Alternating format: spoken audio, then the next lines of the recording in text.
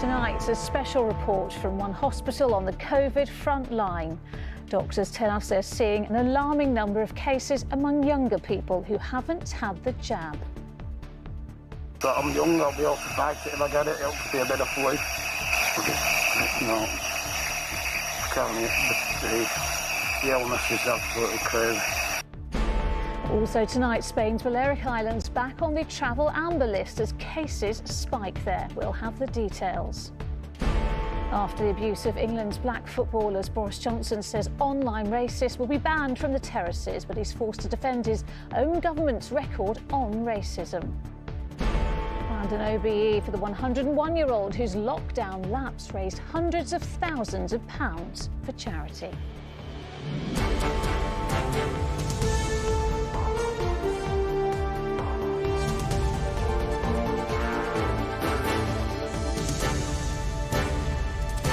This is the ITV Evening News with Lucrezia Millarini.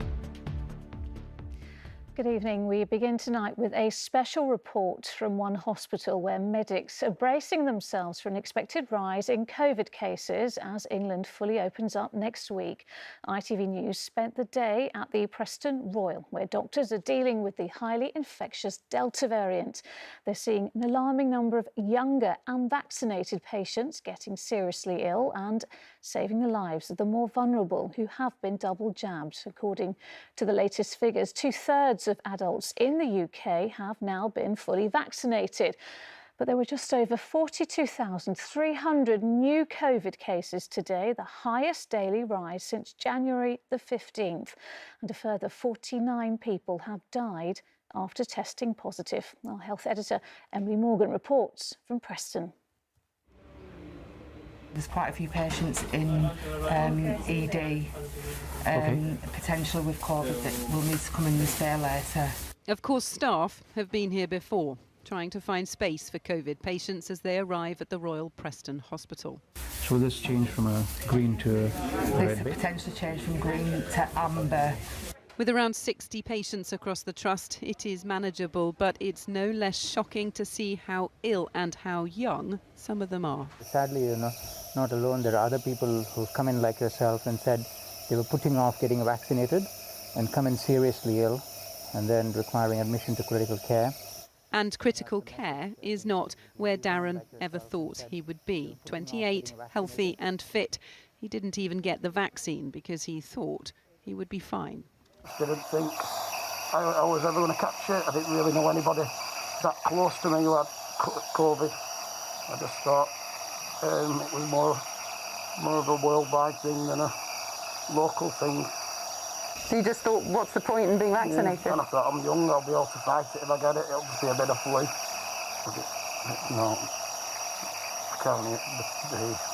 The illness is absolutely crazy. Younger and people who have been quite fit with no medical conditions. And that's been really challenging to see them come in and deteriorate rapidly.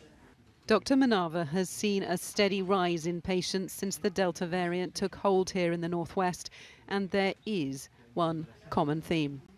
The vast majority of people who are getting admitted to hospital now and becoming seriously ill and going into critical care have not had a single dose of the vaccine, or some of them have had just one dose of the vaccine.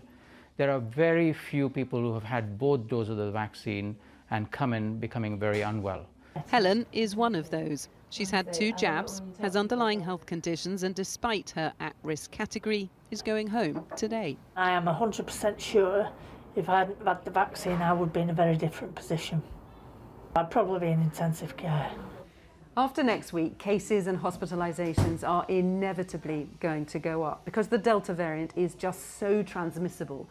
This hospital is doing everything it can to ensure that a rise in cases out there doesn't cause serious outbreaks in here. Every A&E patient that comes in is tested, as are staff and inpatients 3 times a week, an essential drill once restrictions end. When it does hit us, we are ready and we can make the hospital for the patients and the staff much safer by seeing this surge and applying our sort of technology of rapid testing. Preston Royal is doing all it can to protect patients this summer. It's just hoping we are also doing what we can to protect ourselves too. Well, the North West has consistently seen the highest rates of the Delta variant, so I don't think it's any real surprise. We're also seeing a real rise in patient numbers here.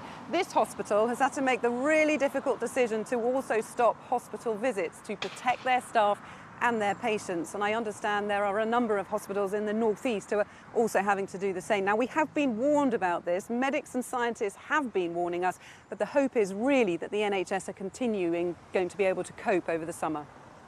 Right, Emily and Preston, thank you.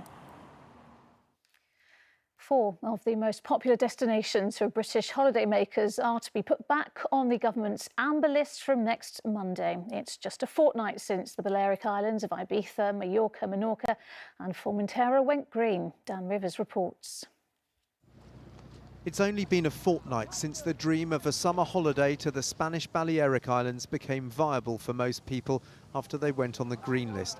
Today the government announced rule changes from 4 a.m. on Monday, meaning they'll go amber again because of rising COVID cases. For those unvaccinated or who've only had one jab, it means quarantine on return, and everyone will now need to book PCR tests. Everybody who's travelling by now, surely no one can be out there thinking we can travel and just rely on things not changing. We're not in control of this virus, particularly in how it affects other countries, their level of vaccinations, their level of genomic sequencing, their testing regimes. But those are out of our hands. For many of those already on the main islands of Ibiza, Menorca and Mallorca, the news comes as an unwelcome surprise. It's really annoying because we booked it thinking that we don't have to quarantine, so now we can't work. Obviously for another 10 days won't get paid or anything like that, won't make any money. We have to do a corona test to get back out, then another one when we're back in England. Yeah, so it's very time consuming, stressful and expensive. Natasha Pearson is due to fly to Mallorca tomorrow. Now you're telling me that I've got to go into a 10-day quarantine and not be able to see all those people and go to work. It's annoying because it not only lets me down, my work down, my friends down, so it's just really inconvenient. Besides the Balearics, the British Virgin Islands are also going from the green watch list to amber. But going the other way, Bulgaria and Hong Kong are going green, while Croatia and Taiwan are added to the green watch list, suggesting they're at risk of going amber. Travel experts say getting a refund because COVID rules are changing might be difficult.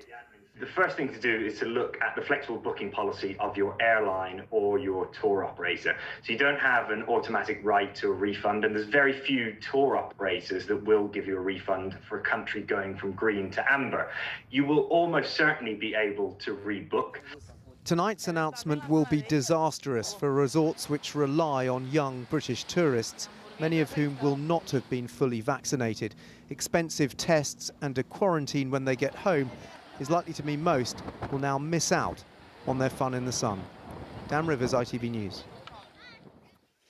Well, a markedly differing picture is emerging across the UK tonight of what the requirements for wearing masks will be. So-called Freedom Day on Monday means COVID restrictions in England are being phased out, yet the rules for masks will vary massively according to where people live. Our North of England reporter Hannah Miller has more.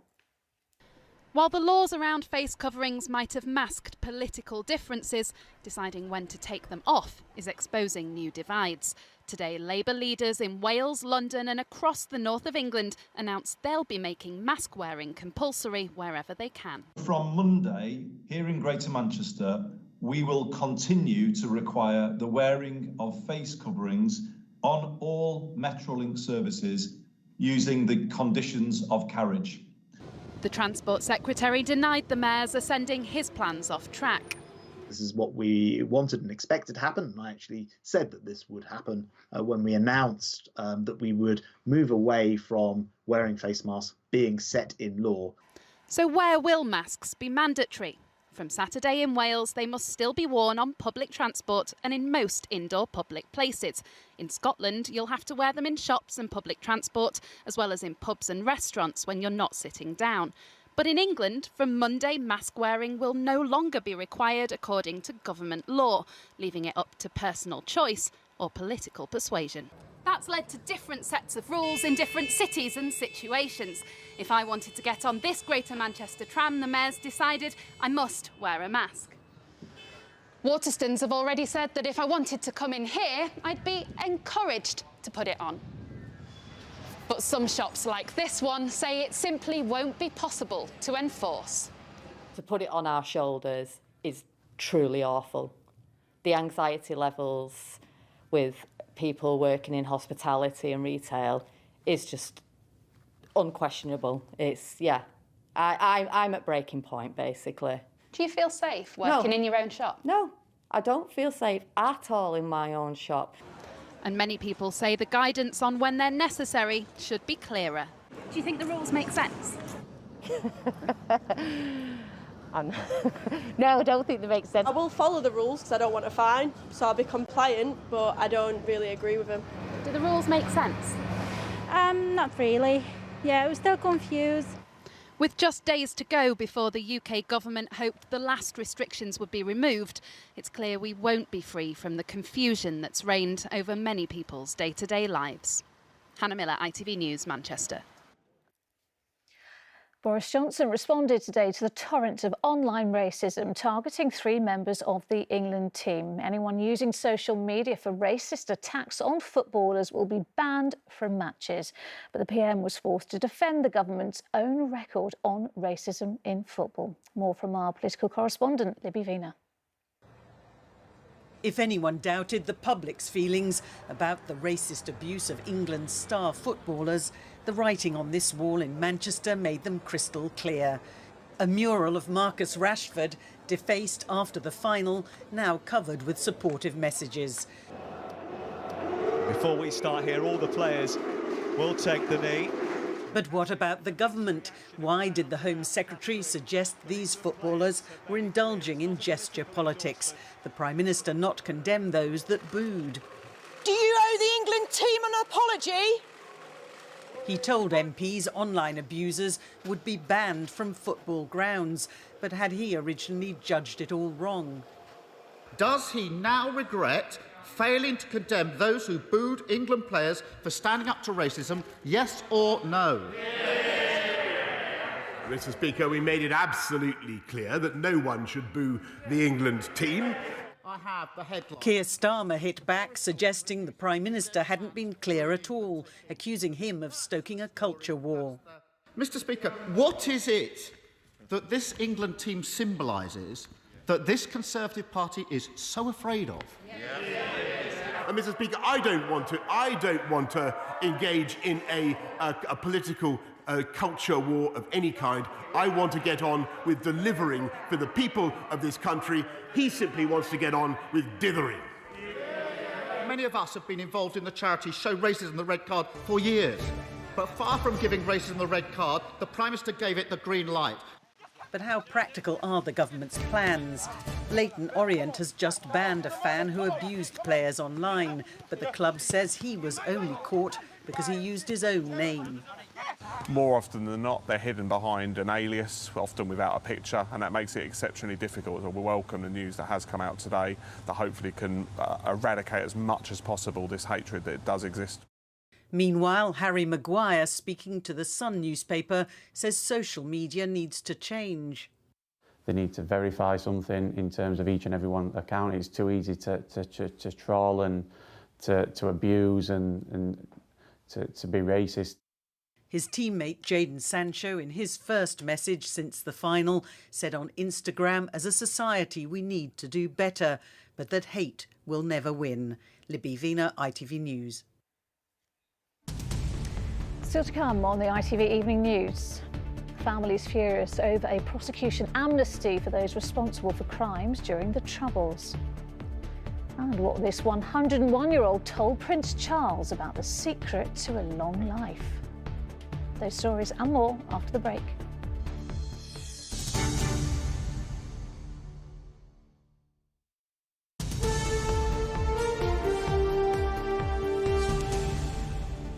Welcome back. The government confirmed tonight it's ending prosecutions relating to the troubles in Northern Ireland, but the move has already been condemned as a betrayal by families of some of the 3,500 people who lost their lives. Juliette Bremner reports. 50 years after these families lost their loved ones, they still want justice. But after watching the Northern Ireland Secretary today, that hope has gone. 10 people died when paratroopers stormed into the Ballymurphy estate. The British Army claimed they were IRA gunmen. An inquest declared them innocent civilians. Today's announcement means the soldiers involved cannot be prosecuted for these alleged historical crimes. Joseph Corr was one of the victims. The decision not to pursue former soldiers or paramilitaries for crimes committed before the peace agreement has infuriated his daughter. This proposed amnesty shows how low the British government will go. It will help no one. It is only being put forward for British veterans. They are the only reason they are rushing this through Parliament. Omagh was one of the last atrocities of the Troubles. Violence which lasted over 3 decades and killed more than 3,500 people. The IRA even reached the British government in Brighton. But any crime that occurred before 1998 is now unlikely to be prosecuted. Maxine Hambleton was 18 when she was killed by bombs planted in 2 Birmingham pubs by the IRA. Her sister also feels betrayed. Well, our message to the government is to get some backbone, get some moral compass, ethical compass, and keep our judicial system as the envy of the world. Brandon Lewis is the man proposing this new law that seems to please no one. This is a really difficult situation. It's a painful reality. I'm being just straight with people and honest with people about the reality of where we are in a criminal justice sense, and actually asking the question, is criminal justice getting in the way of us facilitating people getting to the truth and getting reconciliation? The peace is fragile, underlined by the riots earlier this year. The government wants to talk, but all 5 political parties in Northern Ireland are opposed. Juliette Bremner, ITV News. John Lewis and Waitrose are planning to cut around 1,000 jobs as part of a shake-up of how their stores are run. It follows the closure of 8 John Lewis branches earlier this year. The firm says it's seeking to minimise compulsory redundancies. And staying with the economy, prices in the UK are rising faster than at any time for nearly 3 years. UK inflation rose to 2.5% in the year to June from 2.1% the previous month. That is the highest it's been since August 2018. The cost of food and fuel is the biggest cause. Richard Pallow reports from Bognor Regis. In the waters off Bognor Regis this afternoon, a chance to cool down. If only inflation could do the same. Instead, it's on the rise again, above predictions and targets. One of the main drivers, the used car market. Prices soaring 4.4% in June alone. It's one owner from new, only 40,000 miles. Trade costs may be up, but so are the profits in a business started by Jeremy's great-grandfather back in 1902. How much have you had to increase your prices by in the last few months? Probably about 5 to 10% because of the pent-up demand from lockdowns. Demand is very strong and the supply at the moment is very small. The reopening of indoor hospitality led to a 0.5% increase last month in food and drink. At the Beresford Arms and its sister one nearby, there are currently 10 staff vacancies. An employees market, if any, could be found. We're in a desperate situation. We need to get more staff and we've already increased wages and we're looking to increase them again. But we haven't got the money to do it, so I think we're going to have to pass that on to the consumer. Rises in other services such as beauty have been less prominent, just 0.1% in June. But this business is one forced to hike prices to try and stay solvent. Without it, you would struggle. Yeah, because with the impact that we've had from particularly with the first lockdown, I would say we're a good 40% down. The jump in costs, though, felt on the seafront. The milk's gone up, bread's gone up, which is the ones that you normally get, and then to find something to fill them, you know, you just got to watch your pennies all the time. It's quite clear for us that it's going up every month on month. And are wages following? Not really. If Bognor's businesses are an indicator, then you would expect the Bank of England bosses would be getting ready to tackle inflation. But they've already said that their main concern is the medium term, not the short term. So the chances of them raising interest rates are like the rates themselves, almost zero. And so from inflationary pressures for now, there's no hiding. Richard Pallo, ITV News, Bognor Regis.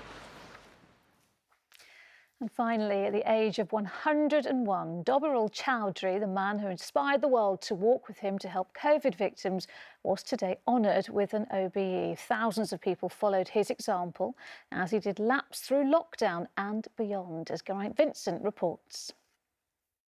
Mr. Dobirul Chowdhury for services to charity during COVID-19. A few steps with his son across a room at the palace today, but Dobirul Chowdhury has taken millions of them over the past year, round and round the communal gardens near his home in East London. He raised hundreds of thousands of pounds for coronavirus charities and inspired people around the world to follow in his footsteps. It is not honour for me, it is the honour of the British people, Bangladeshi people and different countries of the people. Do you remember they walk with me? Yes. Walk with Dobirul, and everybody was walking. The 101-year-old was inspired himself, of course, by Captain Sir Tom Moore. And when Dobirul set about his charity walk, he was also fasting in the Muslim holy month of Ramadan. The Prince asked you, what is the secret to a long life? Yes. And what did you tell him? This is God gifted. It's a gift from God. I knew to God. Dobirul came to the UK from Bangladesh in the 1950s and worked in a factory while he studied for a degree in English literature. He's never been shy of a challenge, but his determination to help others has made him OBE. Geraint Vincent, ITV News. Oh, a well-deserved honour, and that is it. Julie is here with news at 10 from me and all the team. Bye-bye.